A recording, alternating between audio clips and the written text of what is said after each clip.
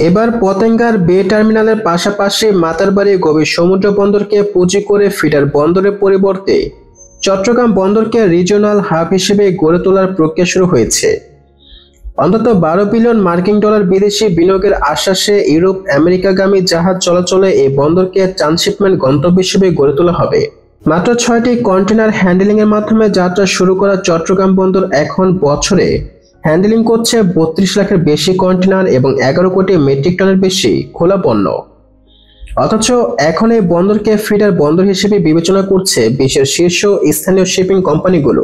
মূলত চট্টগ্রাম বন্দর থেকে পণ্য নিয়ে ফিডার ভেসেলগুলোর গন্তব্য হয় শ্রীলঙ্কা, সিঙ্গাপুর ও মালয়েশিয়ার বন্দরগুলোতে। ইউরোপ আমেরিকাগামী পণ্য সেখান থেকে স্থানান্তর করে মাদার ভেসেলে তুলে দেয় চট্টগ্রাম বন্দর থেকে যাওয়া ফিডার ভেসেলগুলো। তাই শুরু হয়েছে চট্টগ্রাম বন্দরকে রিজিওনাল হাব হিসেবে গড়ে তোলার প্রক্রিয়া। চট্টগ্রাম বন্দর কর্তৃপক্ষের চেয়ারম্যান রিয়ার অ্যাডমিরাল এম সোহেলান বলেন, গভীরতম চ্যানেল তৈরি হলে বড় বড় জাহাজগুলো আসা শুরু হবে।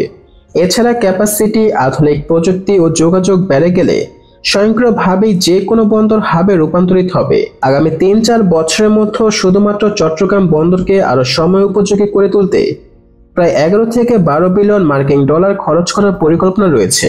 চট্টগ্রাম বন্দরের সিসিটি এবং এনসিটিতে গত 1 দশক ধরে কন্টেনার ওঠানামার কাজে ব্যবহৃত হচ্ছে 18টি অত্যাধুনিক গেন্টি ক্রেন। তবে জেবিসিতে আবার গেন্টি ক্রেনের সুবিধা নেই। গত 2 বছর ধরে চলমান প্রকল্পের আয়ত্তায় অন্তত 1000 কোটি টাকা মূল্যের 104 ধরনের যন্ত্রপাতি কিনেছে চট্টগ্রাম বন্দর কর্তৃপক্ষ, যেগুলো কেনা হয়েছে চায়নার কাছ থেকে। তবে পার্শ্ববর্তী দেশগুলোর সঙ্গে প্রতিযোগিতায় টিকে থাকতে আরও বেশি যন্ত্রপাতি প্রয়োজন। পাশাপাশি প্রয়োজন মাতারবাড়ি গভীর সমুদ্র বন্দর এবং বে টার্মিনালের কাজ দ্রুত শেষ করে অপারেশনে যাওয়া। দেশে প্রায় 95% রপ্তানি এবং 85% আমদানি হয় চট্টগ্রাম বন্দর দিয়ে। তাই এর উন্নতিকরণের পদক্ষেপ খুব দ্রুতই করা দরকার।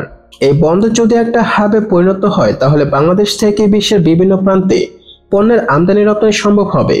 বিভিন্ন টার্মিনাল ও ইয়ার্ডে আগামী 2 বছরের মধ্যে অন্তত 12 বিলিয়ন মার্কিন ডলার বিদেশি বিনিয়োগের আশা করছেন চট্টগ্রাম বন্দর চেয়ারম্যান।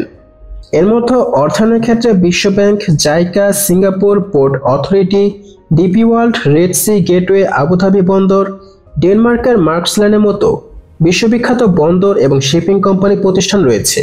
অন্যদিকে লয়েডস লিস্ট অনুযায়ী বিশ্বের ব্যস্ততম 100টি বন্দরের মধ্যে বর্তমানে চট্টগ্রাম বন্দরের অবস্থান 67তম স্থানে রয়েছে।